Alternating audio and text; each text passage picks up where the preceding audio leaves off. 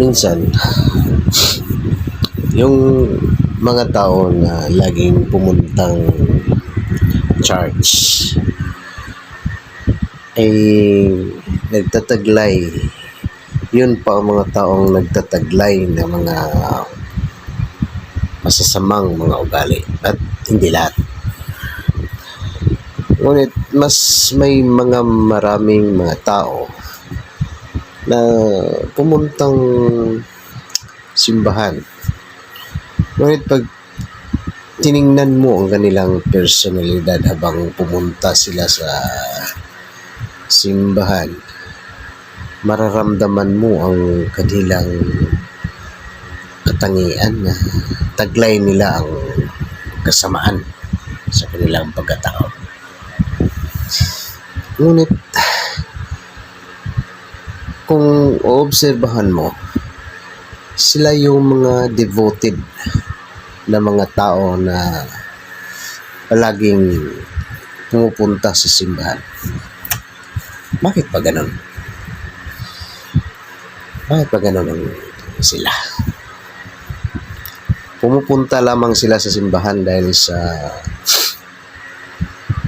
what is in their mind. Aywan ko kaya.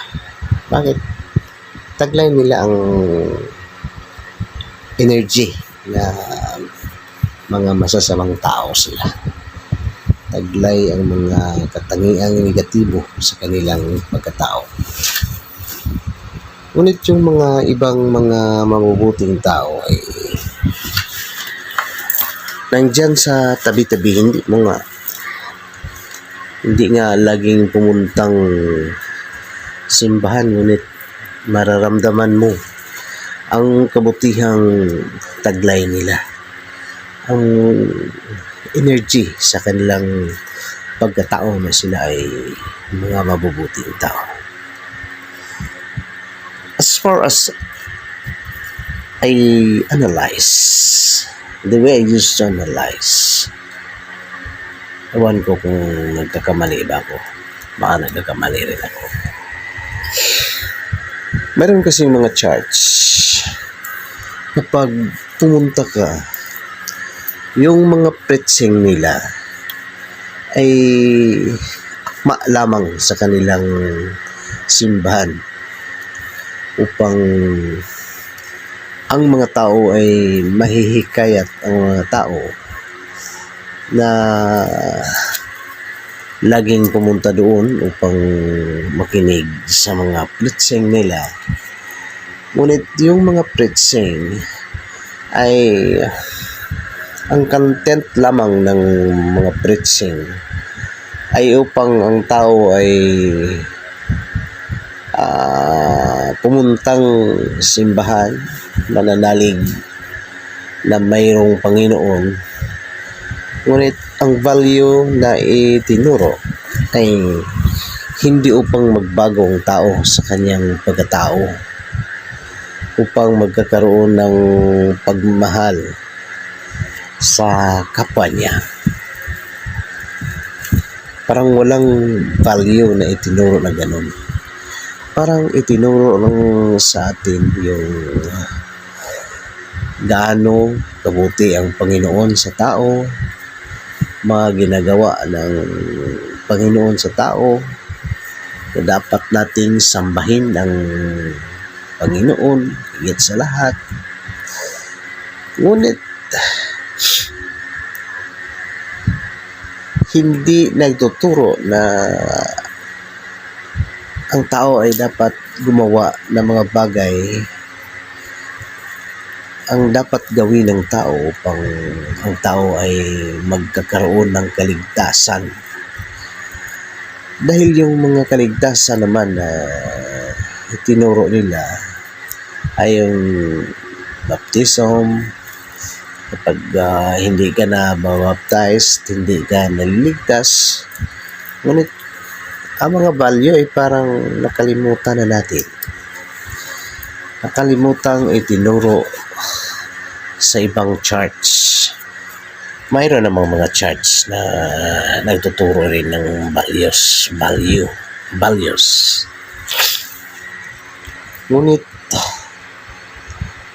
parang nakikita ko sa mga tao na palasamba. Ayun pa ang mga tao na mahilig umapak ng kapwa nila. Mga taong mahilig gumawa ng mga kalukuhan sa kapwa nila na parang walang pagmamahal sa kapwa-tao. Ngunit, sumasamba sa Panginoon. Bakit ba hindi yan itinuro ng church? Ang values na dapat tayong magmahal sa kapwa natin, gumawa tayo ng mga bagay na ikabubuti sa kapwa natin. Huwag nating gawan ng mga kamalian ang kapwa natin. May pagmamahal tayo sa kapwa natin. Bakit walang ganon na mga pagtuturo? Or baka during such time na nagtuturo sila, hindi lang tayo nakapunta sa church. Ngunit ang nakikita ko sa mga tao na laging pumupunta sa church, parang masama ang energy nila. Bakit ba ganon? Tinignan mo habang papuntang church, ramdam na ramdam mo ang kasamaan ng kanilang pagkatao. Ano bang ibig sabihin doon? Every Sunday lang doon sa church. Ngunit pag nandyan sila sa kanilang trabaho, taglay nila ang kasamaan sa kanilang kapwa-tao. Yan, mayroon akong kakilalang ganun eh. Nandyan nga sa yung tagabasa ng unang sulat, pangalawang sulat. Yan. Nandyan sa tabi ng pari. Bakit ba? Kung mayroong teaching sa values nila, bakit hindi nagbago ang tao ngayon? Bakit ganun siya ang kanyang pagkatao? Siguro may kulang ng pagturo ng leader. So siguro yun ang dapat pagtuunan ng pansin ng mga leader. So kaya nga dito, it's been a long time na I am planning to build my own religion purposely upang tulungan ang bawat isa sa atin na ilaganap ang pagmamahal sa kapwa natin upang mabago ang mga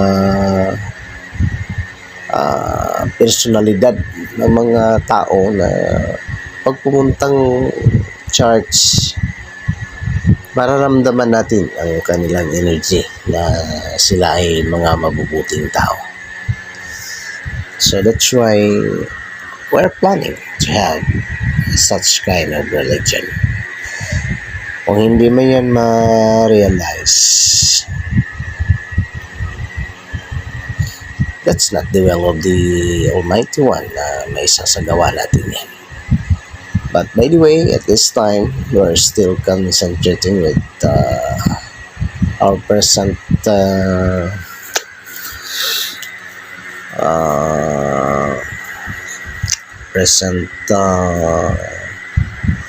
profession, being a teacher. But how I wish I can make my own religion someday, a kind of religion which would surely have to teach with those who are devoted to the Almighty One, that their personalities, their behavior shall have to be changed, that they must have love with they must have love, they should have to exercise to their personalities. Yun ang adhikain natin na magkakaroon tayo sana na ganon na anyway yung mga naman, yung mga wala namang religion na nagtuturo ng kasamahan. Ngunit ang maobserbahan natin na parang mostly sa mga religion ay parang wala nang values na ini-input nila sa tao upang magbago ang sanlibutan. Bakit napakarami ngayon ng mga masasamang tao dahil pala walang teaching na upang magbago ang tao. Diyan nagkulang yung mga leader. So my friend, ito lang muna. Hanggang dito lang muna. Dahil ito sa isipan natin na ibibigay ang vlog na to sa mga naobserbahan natin sa mga tao na nandyan sa church. When I used to join with such religion of ours, when I used to go to church just within this week. So my friend, have a blessed day sa iting lahat. Ito lang ang masasabi ko sa inyo. So, more pa ang mga messages na ibigay natin sa inyo next time. Once again, have a blessed day.